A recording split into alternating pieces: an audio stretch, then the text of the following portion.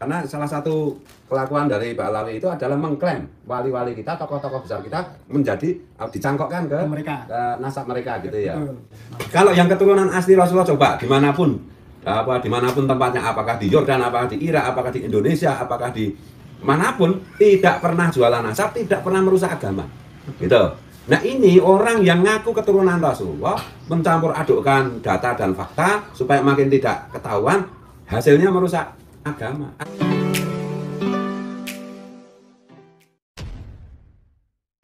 Assalamualaikum warahmatullahi wabarakatuh. Kembali berjumpa dengan saya di channel Gagasan Progresif 79, sahabat sebangsa dan setanah dimana saja Anda berada.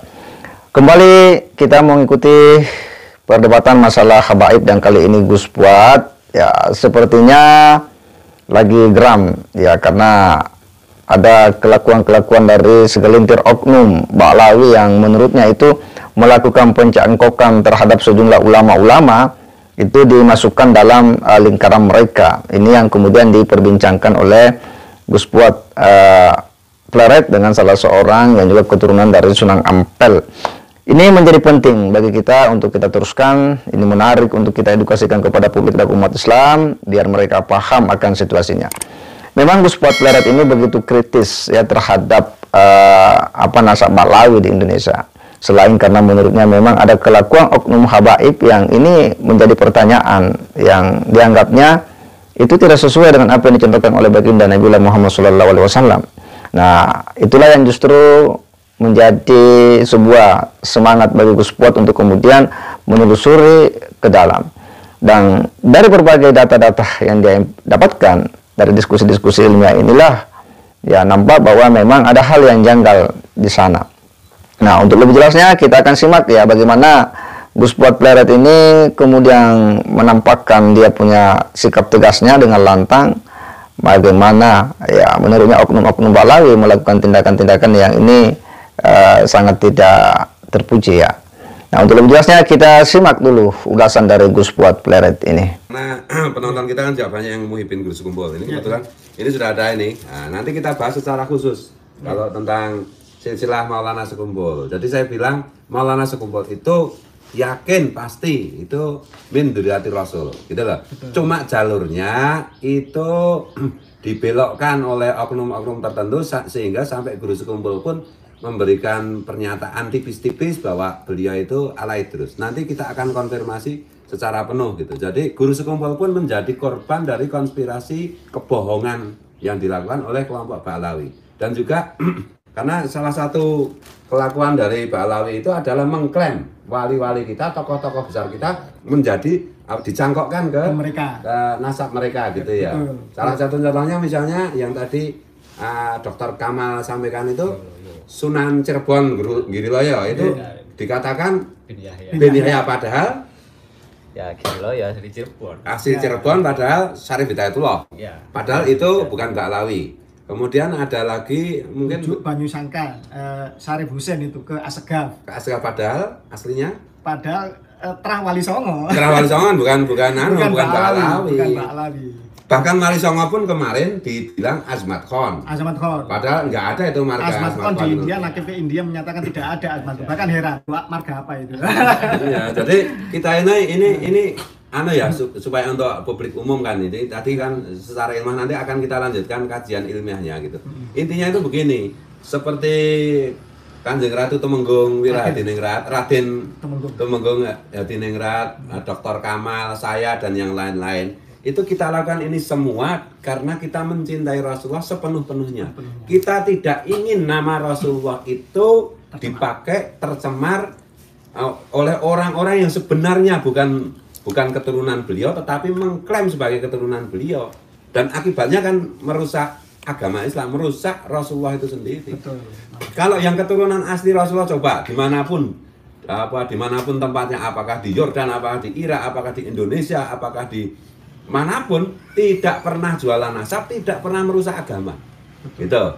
Nah ini orang yang ngaku keturunan Rasulullah mencampur adukkan data dan fakta supaya makin tidak ketahuan, hasilnya merusak agama. Ajaran-ajarannya itu merusak agama. Jadi kita itu akan mengoreksi, dalam tanda petik itu mengoreksi secara ilmiah apa yang dilakukan oleh kelompok pembohong itu. Ingat loh, Seno Gorgornya itu.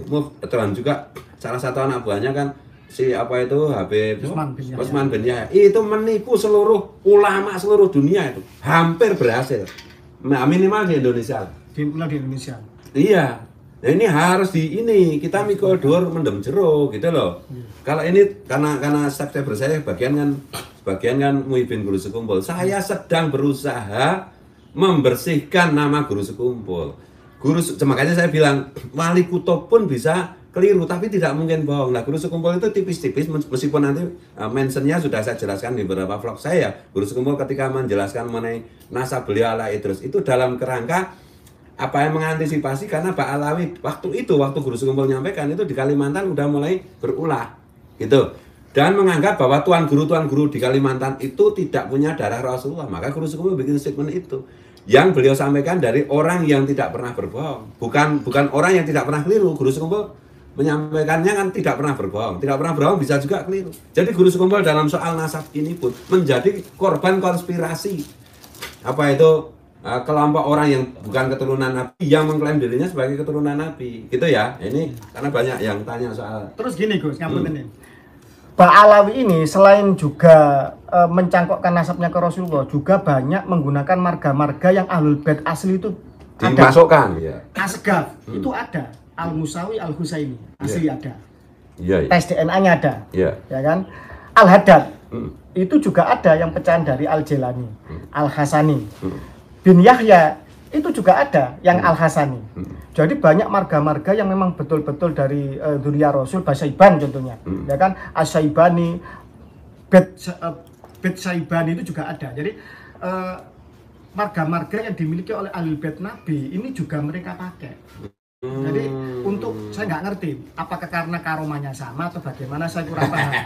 Tapi statement saya ini ngaput ini, tolong jangan disalahpahami bahwa ini bagian dari suatu provokasi bukan karena kebencian. Bukan karena tanggung jawab kita sebagai anak warga Nusantara bukan hanya yang Muslim tetapi semua agama untuk membersihkan anasir-anasir jahat, klaim-klaim jahat di Nusantara ini terhadap agama apapun. Kalau kita Muslim, kita berkewajiban untuk meluruskan nasab Rasul. Siapa sih nasab Rasul itu? Wajib kita dengan akal pikiran, dengan ilmu pengetahuan, dan dengan kesepakatan internasional. Ada kaidahnya. Harus jelas ini siapa, dan negara harus hadir. Kalau ada orang ngaku keturunannya Yesus misalkan, apakah orang Kristen tidak akan marah? Kita wajib untuk membantu saudara Kristen kita. Kalau ada orang ngaku-ngaku keturunannya Yesus atau ngaku keturunannya Buddha, kemudian dia ingin mengambil otoritas keagamaan di dalam Buddha atau Kristen, atau ngaku keturunannya Nabi Krishna, Dewa Krishna, ya kan, kalau orang Hindu kan Dewa Krishna, kalau kita kan Nabi kan itu kan. Itu kita harus membantu meluruskan saudara kita yang di agama Hindu. Karena apa? Sekali salah satu agama yang diakui di anak bumi Nusantara ini tercemar dan kemudian menjadi jahat, yang susah siapa? Yang rugi siapa? Seluruh warga Nusantara. Kalau kemudian dibelokkan oleh satu tokoh palsu sesat, ya kan, agama Islam mengikuti mereka dan menjadi teroris misalkan, radikal, atau Kristen kemudian menjadi radikal dengan percaya kepada klaim sesat ini, kemudian jadi teroris, orang Kristen Yesro, kan yang susah kan juga seluruh warga Nusantara. Ini tanggung jawab semua umat beragama karena agama diakui oleh konstitusi kita, dilindungi, diakui, diatur, dijaga, dilestarikan, dimuliakan. Agama itu suci dari Tuhan yang Maha Suci, firman-Nya juga firman yang suci, dibawa oleh manusia-manusia suci. Siapa yang mengotori salah satu kesucian ini adalah mengotori agama itu sendiri.